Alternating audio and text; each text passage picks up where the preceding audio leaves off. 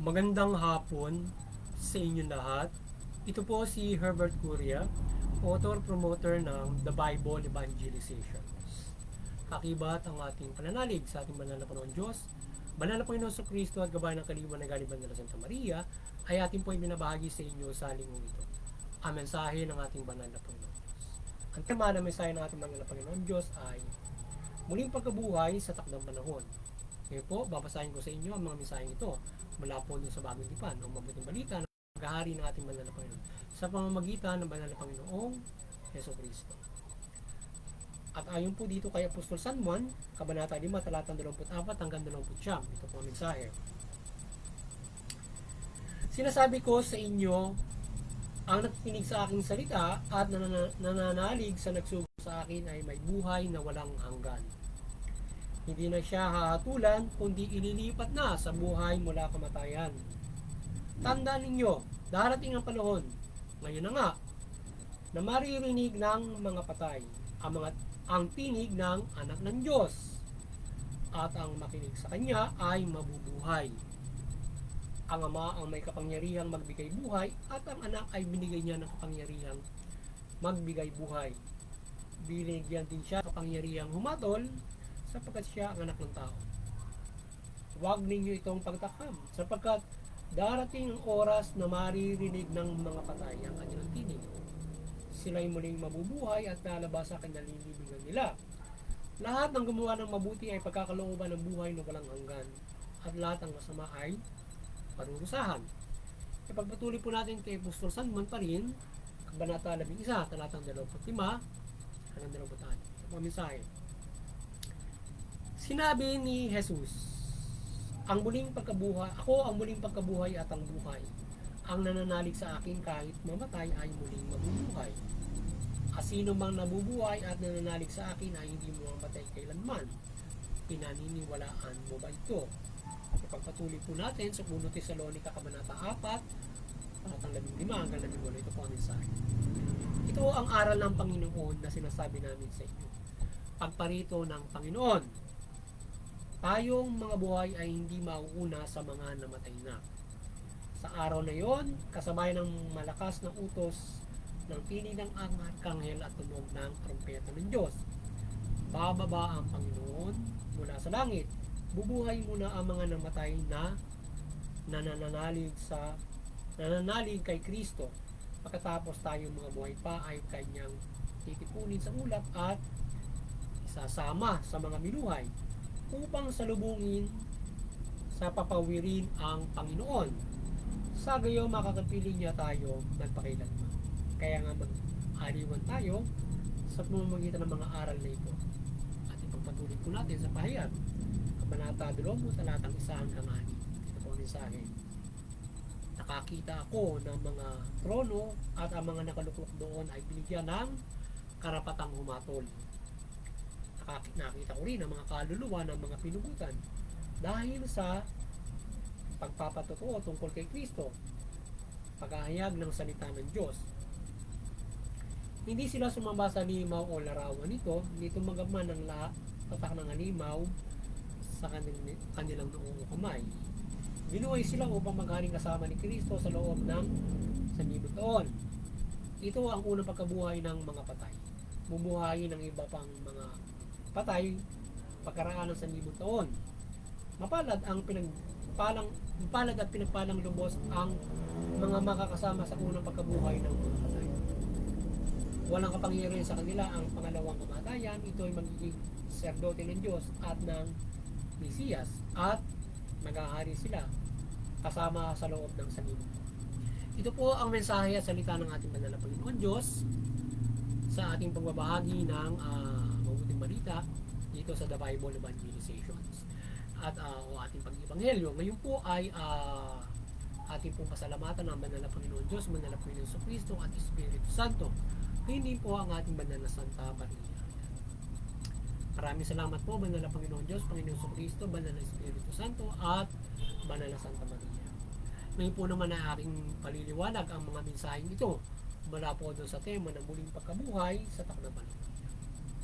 Nais pong ibabatid sa ating banal na Panginoon Diyos sa kanyang mensahe na sa Mabuting Balita na siguro ay hindi naman lingid sa inyong kaalaman na nakarinig na ang mensaheng ito dito sa mabuting balita ng mga Kristiyano o mga nananampalataya sa Panginoong Kristo na nakarinig na at naabot na ng pahayag na ito at mensaheng ito na at doon naman sa mga hindi pa nakarinig ay inyong pakinggang mabuti ito na nais ipabatid sa inyo naman na Panginoon Diyos na sa takdang panahon ay magtatakda.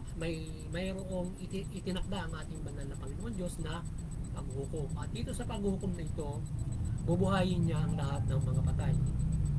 Yung mga maliligtas ay makakasama niya sa buhay na walang hanggan. Yung hindi ay doon sa impyerno. Ngayon yung maliligtas, yung ngayon ay mayroong gagawin na pagbuhay ng mga patay ng Panginoon Diyos. Dalawang yugto ito. Yung unang yugto ay makakasama sa 1,000 years o 1,000 taon. Yung matapos ang ikalawang yugto ay doon sa makatapos ang 1,000 taon. Ito yung pagunaw na ng lahat. So makakasama sila sa buhay na walang hanggan. Ngayon, yung bubuhayin sa 1,000 taon, pangunahin dito ay yung mga nagpahayag ng salita ng banal na Panginoon Diyos. Yung nagpahayag ng mabuting balita ng mga pinugutan. Yan. So, yun ay mga nagpahayag ng mabuting, kagaya ng mga apostol. So, sila ay nagpahayag ng mabuting balita na bubuhayin sa 1,000 taon. Baka kasama sila maghari ng Panginoon Diyos dyan hanggang sa buhay na walang hanggan. Yan. So, yung mga bubuhayin na yan ay na yung sinasabi na yung bubuhayin na yan sa 1,000 taon na mula dyan ay mapala na makakasama. So ngayon ay yun yung unang gagawin na pagkabuhay yan. At yung mga taong hindi mamamatay. So meron din hindi mamamatay pagdating ng Panginoon Kristo sa takdang panahon. So pagdating ng ng judgment day, mayroong hindi mamamatay. So ngayon ay yung hindi mamamatay na yun ay mabubuhay ng walang hanggan. So maaaring yung hindi mamamatay na yun ay makasama rin doon sa 1,000 years na yan na maghahari ng ating banal na Panginoon Kristo, na kung saan ay magkakaroon ng 1,000 taon na paghahari ang banal na Panginoon Kristo bago ganapin yung total na paggunaw ng buong mundo o yung gugunawin na itong mundo, itong lahat, everything ay gugunawin at gagawa ng bagong lupa, bagong langit at yung bagong Jerusalem ay ilalagay doon. So ngayon ay bago magunaw ang lahat, mayroong 1,000 years muna. Dito sa earth ay maghahari ang Panginoong Kristo rito ng 1,000 years. So 1,000 years na yun, may 2/3 na natira kasi may unang gunaw na gagawin. So may 2/3 na matitira doon. Paghaharian ng Panginoong Kristo yon, yung matitira na yon, na lahat ng mga bansa na matitira na yon, na 2/3. May 2/3 na yun ay paghaharian ng Panginoong Kristo at mayroong sinasabi na hindi mamamatay at sila ay na-transform na sa buhay na sa walang hanggang pagkabuhay na entity. Na-transform sila pagdating ng takdang panahon ng judgment day na pagpunta ng Panginoon sa Kristo nito. Maaari sila ay maaari makasama sa 1,000 years or else sila yung hindi mamamatay na makakasama sa buhay na walang hanggan. So yan. Kaya dapat ay tayo ay manampalataya na naman sa Panginoon Kristo para tayo ay makasama sa buhay na walang hanggan or else tayo yung bubuhayin para ilagay sa buhay na walang hanggan or tayo ay hindi mamamatay para sa buhay na walang hanggan or else kung tayo hindi mananampalataya or kung tayo ay magpapatuloy sa pagkakasala kahit tayo ay nabinyagan na ng mga Kristiyano, kung tayo ay patuloy na gagawa na hindi mabuti at magtatakot sa Panginoon, tatalikod at yung mga hindi nananampalataya na gumagawa ng hindi mabuti ay bubuhayin para dalhin sa impyerno. Makakasama sila ng mga demonyo roon na parurusahan na itinakda ng Diyos para parusahan doon pagdating ng takdang panahon. Makakasama sila ng mga demonyo na kung saan ay pagtitingnan ng judgment day ay bago maganap yung ganap na paghukom, siyempre maghahari ang Panginoon sa Kristo at yung mga binuhay. So magkakaroon ng final battle kasi yan sa huli. So yung yung mga bansa na pinag-aarian ng Panginoon Kristo, malilin lang palisatan yan. So isipin mo, mag-ahari na ang Panginoon Kristo for 1,000 years. Malilin lang pa ng demonyo yung mga bansa para labanan ang Panginoon Kristo at ang Panginoon Diyos for the final battle. Labanan na kasi doon sa 1,000 taon yun, kukulong muna si Satanas doon eh. Bago maghari ang Panginoon Kristo for the 1,000 years, yung 666 na sinasabi, tatalunin muna niya yon. Doon sa unang pagkagulaw. Tatalunin niya yon, tapos si Satanas kukulong 1,000 years. So maghahari ang Panginoon Kristo ng 1,000 years. For the 1,000 years, papawawalan si Satanas. Maloloko niya yung napakaraming mga bansa palalabanan si Panginoon Kristo. Gugunawin na ng Panginoon Diyos itong mundo lahat. Tapos yung iba ay yung bumubuhay na walang hanggan, makakasama sa buhay na walang hanggan. So yun yung ganun ang mangyayari sa pagdating ng judgment day. Kaya tayo ay magkaroon ng malaking pananampalataya para tayo makaisa dyan sa buhay na walang hanggan, lalong-lalo siguro doon sa 1,000 years. Mapalad yung mga kasama sa 1,000 years na naglingkod sa Diyos or maaaring buhayin or maaaring hindi mapatay at makasama sa 1,000 years. So, mapalad yung mga kasama dyan na mga binuhay na mga patay or hindi mo mamatay. So yun, muli sana ay nagabayan na naman kayo ng The Bible Evangelization sa inyong spiritual na pamumuhay at kayo magkaroon ng malaking pag-asa sa inyong kaligtasan spiritual at kayo magkaroon kayo ng malaking pag-asa na tayo ay tayo manampalataya ng lubos. Kaya sinasabi ng Panginoon Diyos doon, yung mabuti ay makakaisa, yung hindi parurusahan. Kaya manampalataya tayo sa Panginoon Kristo para tayo ay sa paghatol ay tayo ay yung mabuting balita na yon na ating inihayag sa inyo ay yan yung ihahatol sa atin ng Panginoon Kristo at ng Panginoon Diyos. Kapag nasunod mo yan parang batas, so ikaw ay hindi makakasama doon sa bubuhayin na maaaring parusahan sa impyerno or ikaw ay hindi makararanas ng kamatayan. Kaya dapat ay manampalataya tayo, sundin natin yung mabuting balita. Pag dumating yan sa panahon ngayon, generasyon ito. So ito na yung huling panahon, sa panahon nga ng Panginoon Kristo, sa panahon sa generasyon natin dumating.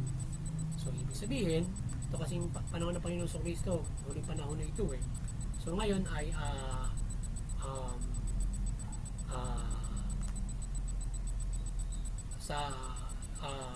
may itinakda ang Panginoon Diyos na sa anumang generasyon ay sa pagpapalaganap ng mabuting balita dito sa huling panahon, kapag napalaganapan na yung mula doon sa Panginoon Kristo at Apostol, papalaganap sa buong mundo. Kapag lumaganap na sa buong mundo yan, ay doon na magtatakda ang Panginoon Diyos para magulo na yung mundo. So sa tingin nyo, sa panahon ngayon, hindi na kaya naabot yung lahat ng bansa ng mabuting balita. So maaaring naabot na, di ba? So lahat ng bansa mayroon ng simbahan. Ngayon, syempre kahit lahat ng bansa naabot na, hindi pa naman lahat ng mga sulok-sulok na naabot pa rin ngayon at napapanatili. Ngayon dapat idadarat ko naabot na mapapanatili. Kaya pananatilihin natin ngayon yan hanggang sa itakda ng Panginoon Diyos yung pag-uupo niya. Ngayon, kinakailangan mananampalataya. Kapag nananampalataya ka, makasama ka sa mga. So yun ang ating dapat na gawin. Pakikinig ng mabuting balita. Sa pagkat ng mabuting balita nga, inayag natin yun yung iusga. Kapag nasunod mo, may malaki kang pag-asa sa kaligtasan. Kung hindi, ayun, baka ma-impyerno ka. So depende yan sa naaabot ng mabuting balita. Kasi kung hindi ka naabot, kung hindi ka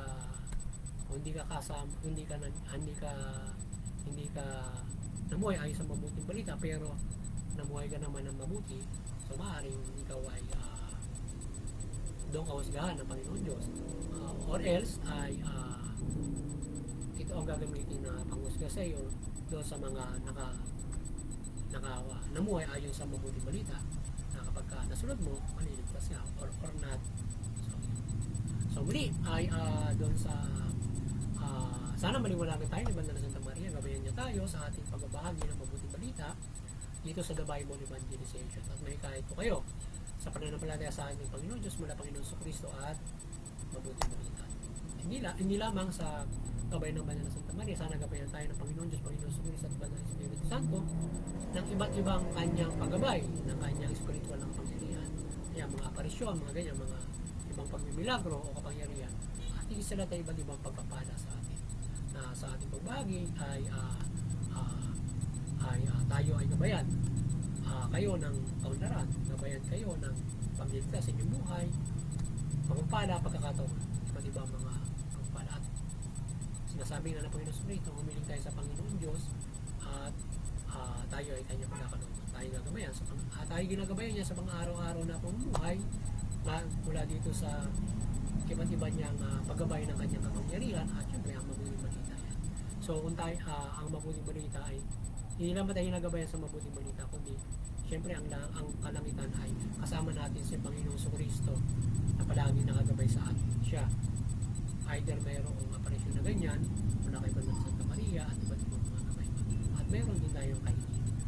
Maraming gabay ang ating Banal na Panginoon Diyos sa atin na ating hilingin at makita natin ang paggabay niya sa atin.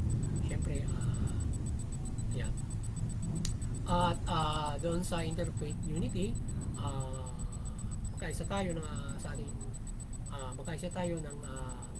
sa ating pananampalataya at maiwasan natin yung hidwaan, sigalutan, mawi sa karasan, digmaan at hindi pagkakaunawaan. Bakos sa ating pag-uunawaan ng ating mga mahikayat natin yung sangkatauhan, yung mula pamilyang sambayanan, yung komunidad, yung bansa at bawat mga bansa sa pagkakaisa, kapayapaan yan, at iba't ibang puting aral, pagtutulungan ng ating mga reliyon. At doon naman sa CBCP Vatican Church, kayo ay maliwanagan ni Banal na Santa Maria at patuloy nyo pagmuklurin yung sangkatauhan sa pananampalataya sa Panginoong Diyos mula Panginoon Jesucristo at mabuting balita. At sa ating muting kakayanan, sa ating pagbabahagi ng mabuting balita at paglilingkod sa ating Panginoon Diyos, ay patuloy tayong umaasa ng paggabay niya sa atin ng kanyang kapangyarihan at mula sa Banal na Santa Maria ng kanyang kaliwanagan na tayo gabayan sa pagbabahagi ng mabuting balita at kayong mahikayat sa pagtalima rito. At sa mga kapamalaan at gayon din sa mga kapamalaan, maliwanagan magabayan yung pamalaan at kayo ay mamahalan ng mabuti, matuwid at tugunin niyo yung harap. Sa gayon, yung mamamayan ninyo makikinabang sa inyong mabuting pamamahala, mapoprotektahan sila at makapumumuhay ng makapananampalataya ng magaan at mapayapa kung protektado sila ng pamahalaan. Ayun. Muli, magandang hapon sa inyo lahat at God bless.